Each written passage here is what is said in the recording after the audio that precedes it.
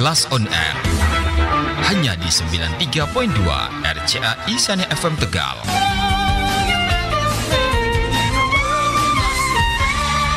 Kelas on Air hanya di 93.2 RCA Isania FM.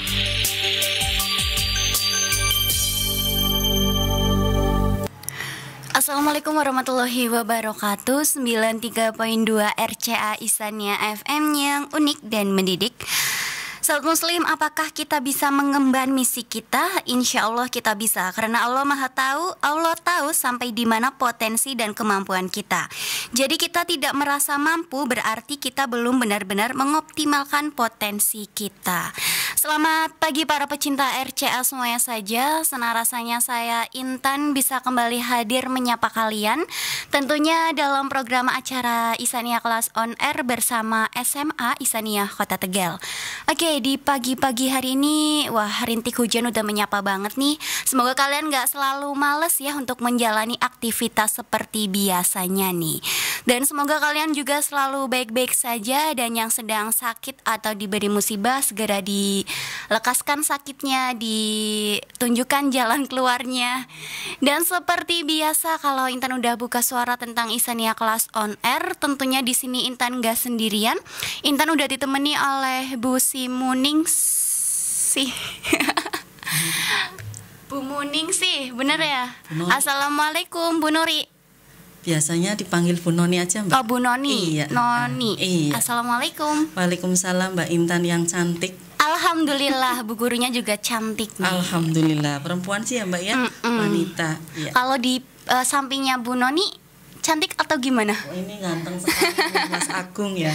Oke. Ganteng sendiri di ruangan ini, Mbak. Iya, benar banget. Oke, Bu Guru, hari ini kita akan membahas tentang apa nih? Untuk materi hari ini, Bu Noni akan menyampaikan materi ekonomi kelas 10 tentang bank sentral dan sistem pembayaran. Oke, boleh langsung dijelaskan Bu Guru? Ya, terima kasih Mbak Intan. Assalamualaikum warahmatullahi wabarakatuh. Selamat pagi untuk siswa-siswi SMA Isania yang tentunya ya pagi hari ini rintik-rintik hujan sudah turun dari pagi sampai dengan waktu dan jam ini. Mudah-mudahan tidak mengurangi semangat kalian untuk beraktivitas di rumah. Dan untuk pendengar setia RCA FM dimanapun berada. Gimana semuanya untuk anak-anakku yang ada di rumah? Apakah semuanya sudah pada bangun ya? Iya, cuacanya mendung, hujan. Jadi barangkali mungkin ada yang sudah bangun, tidur lagi ya. Untuk hari ini Bu Noni akan menyampaikan materi ekonomi kelas 10 tentang bank sentral dan sistem pembayaran. Oke, kita mulai ya. Nah, untuk tujuan pembelajaran adalah mendeskripsikan bank sentral. Yang kedua, menjelaskan pengertian sistem pembayaran. Yang ketiga, menjelaskan peran sistem pembayaran dalam perekonomian. Dan yang keempat, menjelaskan peran Bank Indonesia dalam sistem pembayaran.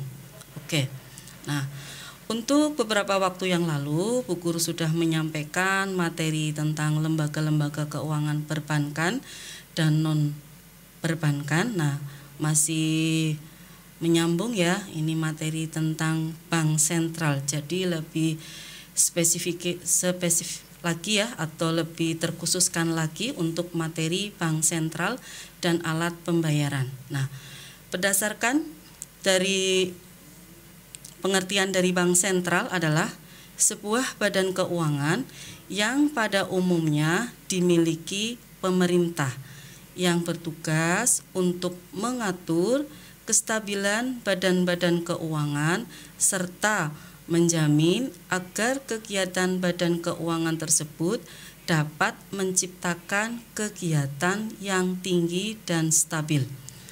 Bank sentral disebut juga dengan bank apa, Mbak Intan? Bank sentral disebut juga dengan bank apa? Bank apa, Bu? Bank Indonesia. Oh iya, Bank Indonesia. Ya, jadi nama lain dari Bank Sentral adalah Bank Indonesia.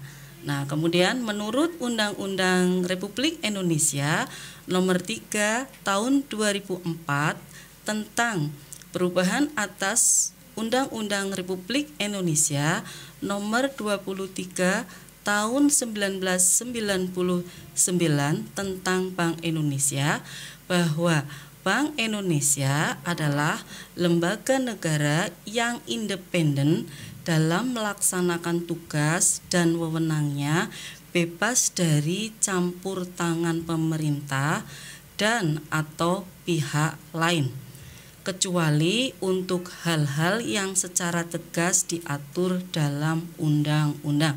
Nah, jadi di sini bahwa Bank Sentral ini tidak terpengaruh oleh lembaga-lembaga yang lainnya karena merupakan suatu lembaga yang independen atau yang berdiri sendiri, dan Bank Sentral itu juga merupakan salah satu bank yang dimiliki oleh pemerintah ataupun negara. Nah, kalau di Tegal ada nggak Bank Sentral atau Bank Indonesia?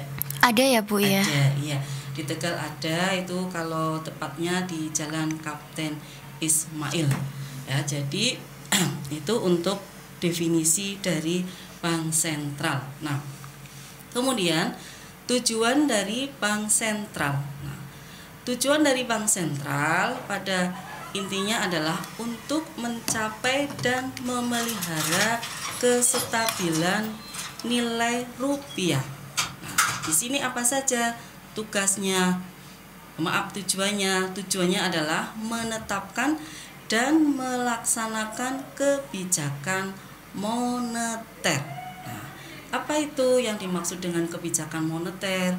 Kebijakan moneter adalah kebijakan yang ditetapkan dan dilaksanakan oleh Bank Indonesia untuk mencapai serta memelihara kestabilan nilai rupiah yang dilakukan antara lain pengendalian jumlah uang yang beredar dan suku bunga.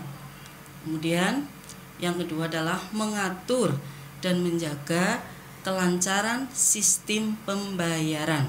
Nah, untuk mengatur dan menjaga kelancaran sistem pembayaran, Bank Sentral merupakan satu-satunya lembaga yang berwenang untuk mengeluarkan, mengedarkan, atau mencabut, menarik, dan memusnahkan uang rupiah dari peredaran. Itu ya. Jadi selain Bank Sentral, bank-bank lain itu tidak bisa untuk mengeluarkan uang atau mengedarkan uang ataupun mencabut ataupun menarik, bahkan memusnahkan itu tidak boleh. Jadi yang berwenang itu hanya Bank Indonesia atau Bank Sentral. Jadi yang mencetak dan yang mengedarkan itu hanya satu-satunya bank adalah Bank Sentral atau Bank Indonesia. Gitu ya. Jadi nanti harus ada keseimbangan antara jumlah uang yang beredar dengan barang yang ada di dalam masyarakat itu ya. Makanya tidak sembarangan Bank Sentral itu harus mencetak uang itu ya, karena itu juga diatur dalam undang-undang. Sedangkan perusahaan yang mencetak itu namanya Perusahaan Uang Republik Indonesia itu. Kemudian wewenang dari Bank Indonesia dalam rangka menetapkan dan melaksanakan kebijakan moneter, Bank Indonesia juga memiliki sejumlah wewenang adalah sebagai berikut.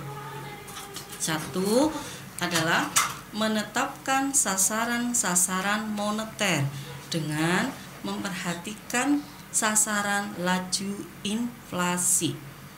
Yang kedua adalah melakukan pengendalian moneter dengan menggunakan cara-cara. Jadi diantaranya ada yang namanya operasi pasar terbuka di pasar uang, baik itu rupiah maupun valuta asing. Yang kedua, penetapan tingkat diskonto. Yang ketiga, penetapan cadangan wajib minimum. Dan yang keempat, pengaturan kredit atau pembiayaan.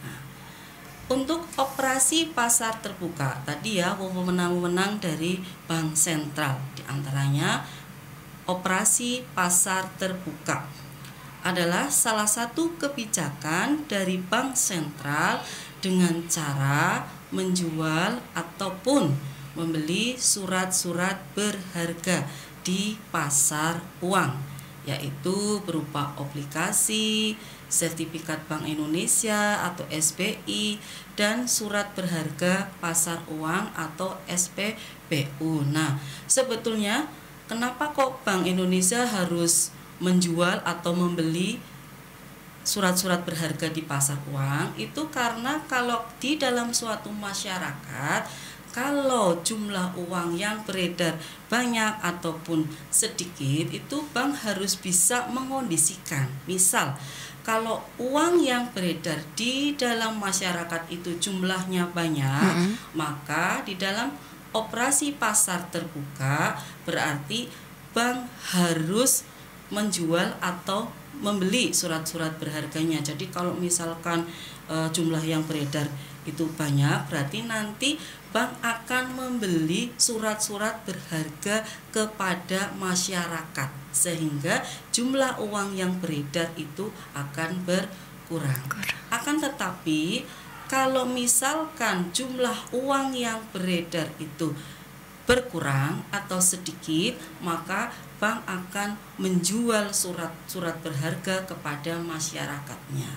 Itu ya. Nah, sehingga harus ada keseimbangan antara uang yang beredar di dalam masyarakat itu berkurang ataupun bertambah. Kemudian yang kedua adalah politik diskonto. Nah, apa itu politik diskonto? Politik diskonto adalah kebijakan yang dilakukan oleh Bank Sentral untuk menambah ataupun mengurangi jumlah uang yang beredar dengan menaikkan atau menurunkan tingkat suku bunga. Berarti juga Bank Sentral harus bisa melihat situasi dan kondisi masyarakat di dalam suatu negara. Misalkan kalau dalam masa seperti ini ya, misalkan pandemi seperti ini, biasanya orang itu akan istilahnya akan meminjam atau akan menabung, biasanya dilihat dari besar kecilnya suatu pendapatan di dalam masyarakat. Nah, sehingga kalau misalkan dalam masa pandemi ini kan semuanya banyak orang-orang yang ini ya Mbak, banyak orang-orang yang di PHK, kemudian banyak orang pengangguran, semakin bertambah, orang membutuhkan modal yang besar. Kira-kira bank biasanya akan menaikkan atau menurunkan tingkat suku bunga? Menurunkan, betul sekali. Jadi kalau dalam kondisi seperti ini ya, pandemi seperti ini, adanya virus corona, rata-rata bank akan menurunkan tingkat suku bunga. Sehingga apa? Sehingga masyarakat itu bisa meminjam ya untuk menambah misalkan modalnya. Sehingga apa? Sehingga juga akan menambah uang yang beredar di dalam masyarakat. Nah, sebaliknya kalau misalkan ya uang yang beredar di dalam masyarakat itu banyak atau daya beli masyarakatnya itu banyak, maka untuk menguranginya bank akan menaikkan atau menurunkan. Berarti kebalikannya, bank akan menaikkan tingkat suku bunga. Sehingga apa? Sehingga masyarakat yang mempunyai uang lebih untuk bisa ditabung. Itu ini untuk politik diskonto ya, mengurangi jumlah uang yang beredar di dalam masyarakat dengan menaikkan atau menurunkan tingkat suku bunganya. Kemudian cadangan kas minimum. Cadangan kas minimum adalah jumlah cadangan kas yang tidak boleh dipinjamkan bank umum kepada masyarakat. Jika Bank Sentral menaikkan cadangan kas minimum, berarti Bank Sentral ingin mengurangi jumlah uang yang beredar. Nah, artinya apa? Bank Sentral itu adalah bank yang mengawasi bank-bank umum. Ya, jadi Bank Sentral itu mengawasi bank-bank umum. Nah, apabila jumlah uang yang beredar di dalam masyarakat itu misalkan banyak, maka di sini Bank Sentral kepada bank-bank umum ya tidak boleh meminjam.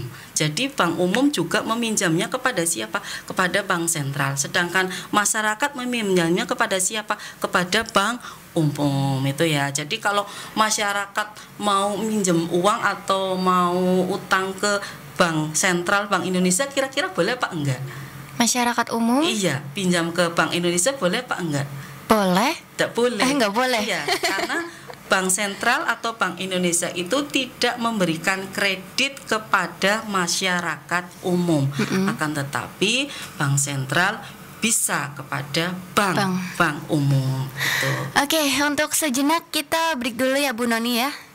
Dan untuk para pecinta RCA semuanya saja, jangan kemana-mana, tetap setia terus bersama Intan di sini di 93.2 RCA Isania FM yang unik dan mendidik. Saat